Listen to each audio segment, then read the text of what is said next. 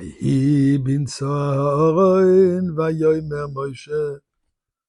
this is the introduction, the opening of the ark, prayer which is said by the ark, and then taking out the Holy Torah and reading of the Torah portion. Where is this verse coming from? What is it representing? So you know what? It's in the parsha of this week. And let's discuss it in a moment. But before that, thank you to Hashem. Mizmor lesoid ori laden kol haaretz v'dasaden v'simcha.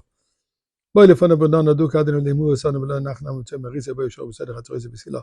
Hoyle lebach shmoi kitoi v'adinoi lelam chazdoi v'yad doi v'odor emunasoi. So, some tzedakah. Vayi bin soya ha'oroin. Parsha of this week. Chapter 31, verse 11. I'm sorry, verse 35. Apologize. Torah tells us how the Jewish people would travel. And when they would travel, what happened? The Holy Ark would always go in front of them. So the Pasuk says, Vayi bin soya ha'oron vayomer Moshe.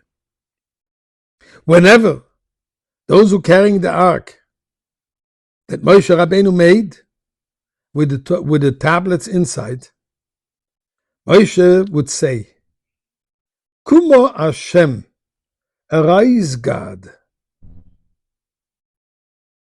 v'yefutzu oivecha, may your enemies who have gathered to attack us be scattered, v'yinusu misanecha miponecha, and may those who hate you flee from you.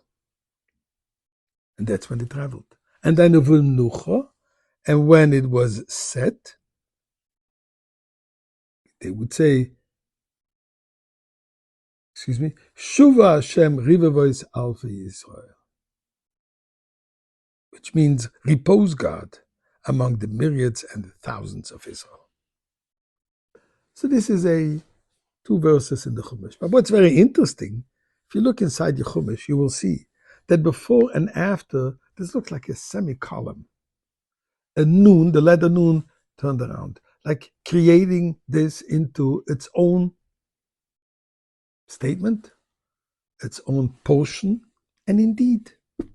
So the Gemara in Shabbos, the Gemara Talmud Shabbos, discusses and says the following. Why is it that this is like made into a separate entity? Because indeed, because this is a book for itself. What means a book for itself? We know we have the 5 books of Moses. So accordingly, says the Gemara, that this goes according to the opinion that on the verse Chatzva Modeo Shiva Elo Shivu Sefer Torah, that really, we always know there is 5 books of Moses. Bereshit, Shemos, Vayikra, Bamidbar, Dvarim. Says no, there's actually 7. What are the 7? Bereshit, Shemos, Vayikra, Bamidbar, the first 5 books. But Bamidbar is the first book, is up to this section that we just learned, Vayi bin Soya. Vayi bin Soya is a 5th book for itself. Then we have from the end of Vayi bin Soya till the end of Bamidbar, Numbers, which is the 6th book, and finally the Devarim, the 7th book. What does this mean? Is it 5 books? We always know there's 5 books in the Torah. What does the 5 represent? What does the 7 represent? Now what's very interesting, the 6th book, so to say, the one after Vayi bin Soya, is a very negative experience. Talks about the people who were complaining, the troublemakers, trouble rousers. They were complaining, we were pushed around, we had to go so far, we are tired, etc. They were looking for excuses as not to do what they were supposed to do from Mount Sinai. We were tired, we were overwhelmed, etc. Is this what you start the book?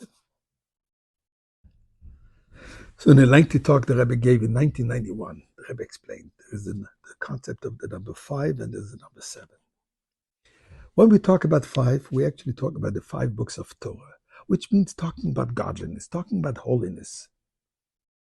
God creating the world, the names of the Jewish people, God calling on the Jewish people, the journey of the Jewish people in the desert, Moshe Rabbeinu repeating the Torah, all holy concepts. We talk about 7, we're talking about the world which is created in a cycle of 7 days.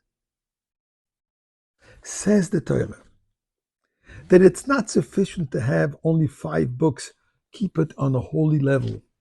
You must make sure that it translates itself.